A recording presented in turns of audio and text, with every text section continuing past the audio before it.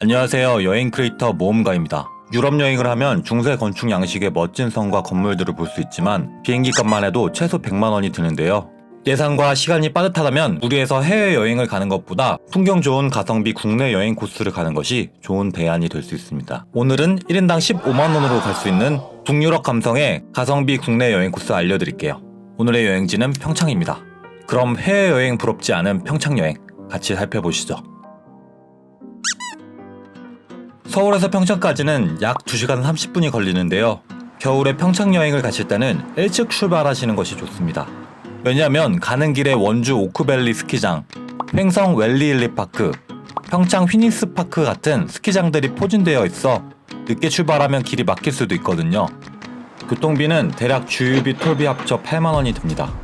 제일 먼저 가본 곳은 오대산 월정사와 월정사 전나무 숲길입니다. 월정사는 대관령 가는 길에 위치해 있어 대관령 가는 길에 들르거나 서울로 돌아오는 길에 들르면 좋습니다. 월정사는 오대산 국립공원 내에 위치해 있는데요.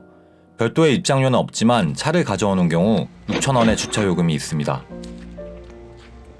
주차장에서 곡선이 아름다운 금강교를 건너면 전나무가 빼곡한 전나무 숲길과 월정사로 길이 이어지는데요. 좌측에 위치한 월정사를 먼저 구경한 후 전나무 숲길을 걸으시면 됩니다. 월정사는 신라시대 선덕여왕 때 자장육사에 의해 창건된 사찰입니다. 절 앞쪽으로는 팔각 9층 석탑과 석탑을 바라보고 앉은 독특한 월정사 석조보살 좌상이 위치해 있습니다. 이 탑은 고려 초기에 지어진 것으로 팔각 모양과 구층 양식은 원나라의 영향을 받은 것입니다. 절 입구에는 한옥으로 지어진 카페도 있어서 같이 들르시면 좋을 것 같아요. 월정사를 구경한 후에는 전나무 숲길을 걸으시면 되는데요. 월정사 전나무 숲길은 하늘 높이 솟은 전나무가 산층으로 따라 심겨 있어 이국적인 풍경을 볼 수 있는 약 1.9km의 원점 회기형 트레킹 코스입니다. 약 500m 부근에는 수령이 가장 오래된 거대한 할아버지 전나무가 있는데요. 안타깝게도 2006년에 쓰러져 현재는 온전한 전나무의 모습을 볼 수는 없습니다. 이 나무는 미국 세콰이아 국립공원에 쓰러진 자이언트 레드우드인데요. 할아버지 전나무와도 조금 비슷한 것 같네요. 전나무 숲길을 걷다 보면 숲속의 암자와 나무 그네도 만날 수 있습니다. 대중교통을 이용하는 경우 진부 시외버스 터미널에서 225번, 226번, 227번 버스를 타고 월정사에서 내리시면 됩니다.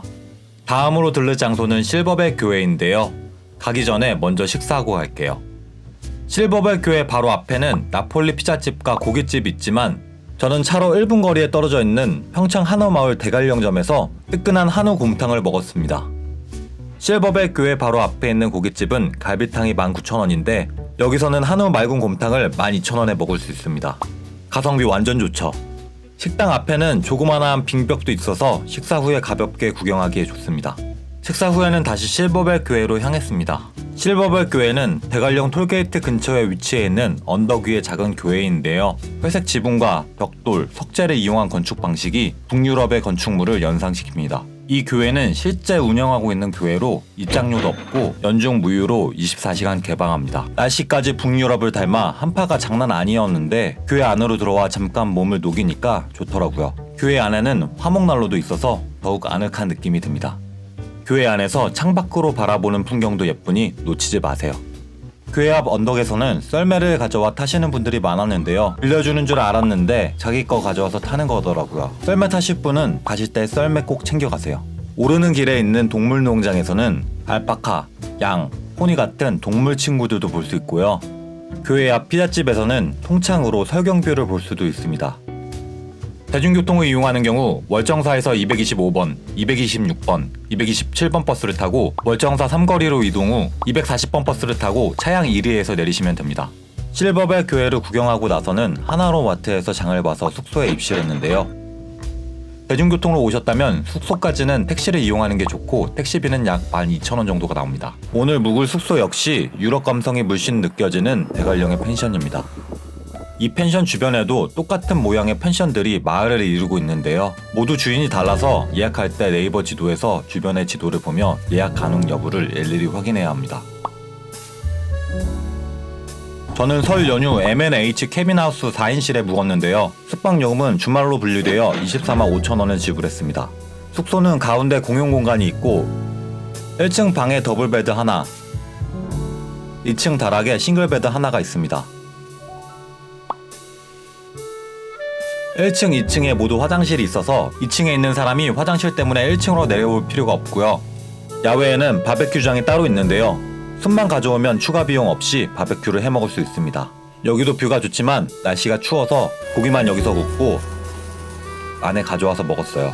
가스 난로도 따로 있어서 옷만 따뜻하게 입으면 여기서 먹는 것도 충분히 가능할 것 같아요. 거실에서도 창문을 통해 충분히 설경을 볼 수 있고요. 거실에 화목난로가 하나 있는데 일산화탄소 문제로 불멍 무드등이 들어있습니다. TJ 코인 노래방 무제한이 가입되어 있어 밤 10시까지 노래도 마음껏 부를 수 있어요. 실버벨 교회는 24시간 개방이라 저녁 먹고 나서는 실버벨 교회 야경 보러 다녀왔는데요. 밤에 가니까 한적하고 더 분위기가 있는 것 같더라고요. 숙소가 가까우신 분은 밤에도 산책할 겸 들러보시면 좋을 것 같아요.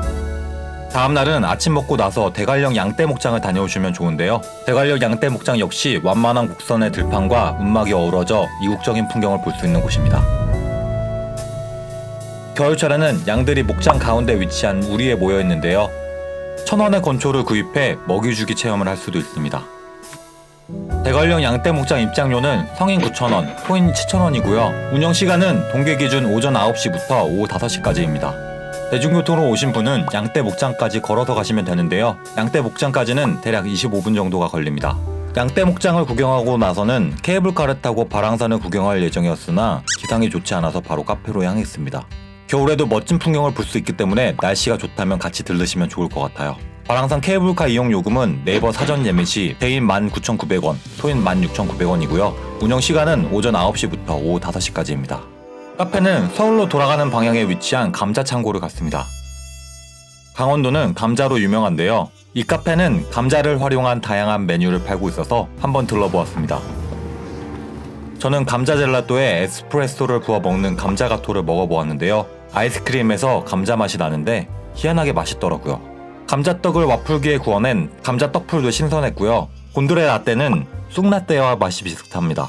인테리어도 괜찮고 창밖으로 눈이 오는 풍경을 볼 수 있어서 눈이 올 때 가시면 좋을 것 같아요. 한 가지 아쉬운 점은 화장실이 남녀 공용으로 야외에 딱 한 개만 있다는 점이에요. 감자창고 운영 시간은 오전 11시부터 오후 7시까지고요. 화요일은 쉽니다. 이상으로 이국적인 평창 여행지를 모두 소개해드렸습니다. 구독자 여러분도 영상 참고하셔서 해외여행 부럽지 않은 평창 여행 잘 다녀오시기 바랍니다. 유익하셨다면 구독과 좋아요 부탁드리고요. 저는 다음에 더 좋은 영상으로 찾아뵙겠습니다. 이상 여행 크리에이터 모험가였습니다. 감사합니다.